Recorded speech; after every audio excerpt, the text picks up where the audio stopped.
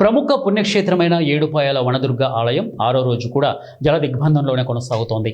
Singur project నుంచి భారీగా నీటిని దిగువకు విడుదల చేయడంతో మంజీరా నది ఉగ్రరూపం దాల్చింది. దీంతో ఏడుపాయల ఆలయ ప్రాంగణం మొత్తం వరద నీటితో నిండిపోయింది. ఆలయం వద్ద ఉన్న వనదుర్గ ఆనకట్టపై వరద నీరు ఉధృతంగా ప్రవహిస్తోంది.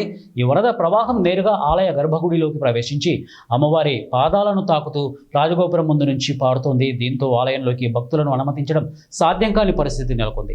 గత 6 రోజులుగా ఇదే పరిస్థితి కొనసాగుతుండడంతో అధికారులు ప్రత్యేక ఏర్పాట్లు చేశారు. ఇక భక్తుల దర్శనం కోసం అమ్మవారి ఉత్సవ విగ్రహాన్ని రాజగోపురం వద్ద ఏర్పాటు చేసి అక్కడే పూజలు నిర్వహిస్తున్నారు. భక్తులు రాజగోపురం నుంచి అమ్మవారిని దర్శించుకుంటున్నారు. ఎలాంటి అవాంఛనీయ ఘటనలు జరగకుండా పోలీసులు కట్టుదిట్టమైన భద్రతా చర్యలు చేపట్టారు.